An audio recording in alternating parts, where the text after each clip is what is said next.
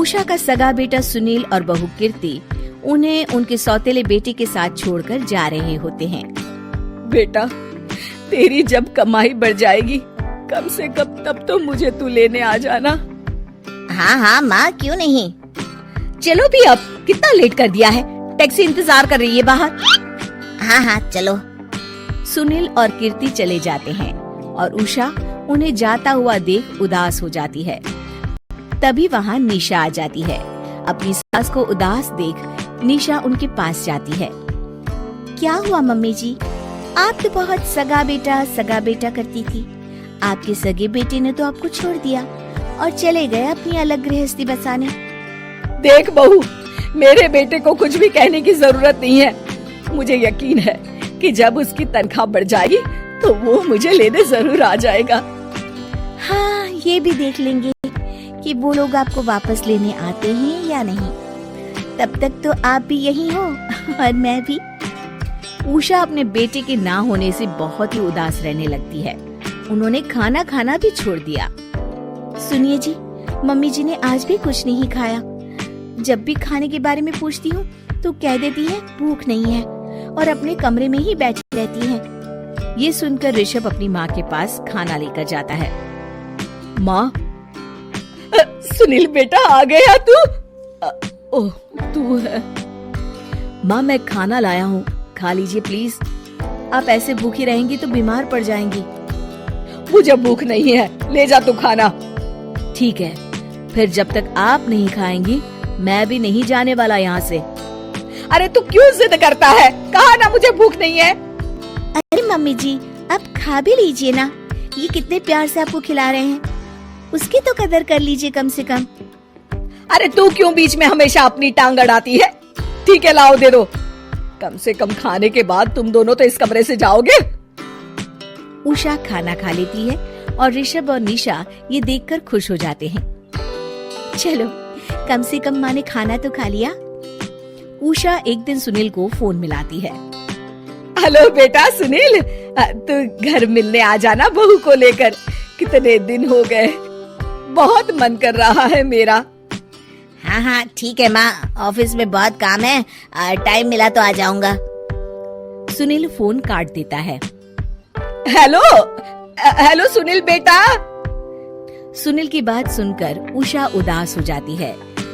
तभी वहाँ ऋषभ आ जाता है। माँ, ये देखो, मैं जलेबी लाया हूँ तुम्हारे लिए, तुम्हें बहुत पसंद है ना? उषा जलेबी देखकर बहुत खुश हो जाती है। अरे वाह, जलेबी ला दे। उषा जलेबियाँ खा रही होती है और ऋषभ अपने कमरे में चला जाता है। देखा मम्मी जी, आपका ये कितना ख्याल रखते हैं और प्यार सगे और सौतेले से नहीं आका जा सकता। आपको उदास देखकर ये आपके लिए तुरंत जलेबी ले आए, यही तो प्यार होता है। ये कहकर निशा वहाँ से चली जाती है और उषा सोचने लगती है, शायद तू ठीक कह रही है बहू। उषा देखती है कि ऋषभ उसका बहुत ख्याल रखता है और उसे उसकी गलती का एहसास होने लगता है। एक दिन सुनील और कीर्ति घर पर आते हैं। उषा उन्हें देखकर खुश हो जाती है। और माँ, कैसी हो? अरे बहुत अच्छी हूँ। ऋषभ और बहू मेरा बहुत ख्याल रखते हैं। वैसे मुझे नहीं लगा था कि तू आएगा बहू के साथ। क्यों, ऐसा क्यों लगा आपको माँ? बेटा, फोन पर तूने कहा था कि तुझे बहुत काम है। हाँ माँ, पर मुझे ये भी तो पता था ना कि मेरी माँ इंतजार कर रही होगी मेरा। ना बेटा ना, मैं तो इंतजार नहीं कर रही थी, मैंने तो उम्मीद ही छोड़ दी थी। सुनील को ये देखकर अजीब लग रहा होता है कि उसकी माँ ऋषभ से अब बहुत अच्छे से बात कर रही होती है और उसके आने की उनको कोई खास खुशी भी नहीं होती है। अपनी माँ का ध्यान न पाकर उसे थोड़ी सी जलन महसूस होती है। माँ, ये देखो मैं क्या लाया हूँ, साड़ी तुम्हारे लिए। हाँ बेटा, अच्छी है साड़ी तो। अच्छी है तो फिर आप आज इसे पहनो और फिर कहीं घूमने चले जाते हैं। बेटा, ऋषभ ने भी मुझे साड़ी दी थी, आज तो मैं वही पहनूंगी। तेरी दी हुई साड़ी फिर कभी पहन लूंगी।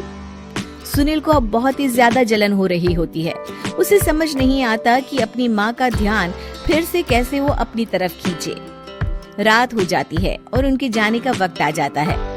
माँ चलो अपना सामान बांधो और हमारे साथ चलो। कीर्ति ये सुनकर चौंक जाती है। ये क्या कह रहे हैं आप? हम सासू माँ को लेने थोड़ी ना आए थे। अरे तुम चुप हो जाओ।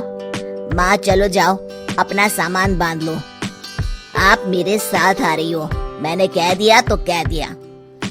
अरे पर बेटा, तेरी तो तनख्वाह कम है, मैं तुझ पर बोझ नहीं बनना चाहती। अरे मुझ पर बोझ नहीं हो माँ, बस आप चलो ना, मैं लेकर ही जाऊंगा आपको। नहीं बेटा, अब मैं नहीं आना चाहती। मैं तो अब ऋषभ और बहू के साथ ही रहूंगी। ये सुनकर ऋषभ चौंक जाता है। ये क्या कह रही हो माँ? हाँ बेटा, मैं कहीं नहीं जाने वाली अब। माँ अब सच में नहीं जा रही?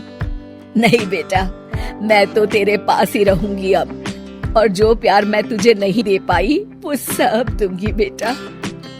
ऋषभ और उसकी माँ गले मिलते हैं और निशा खुश हो जाती है।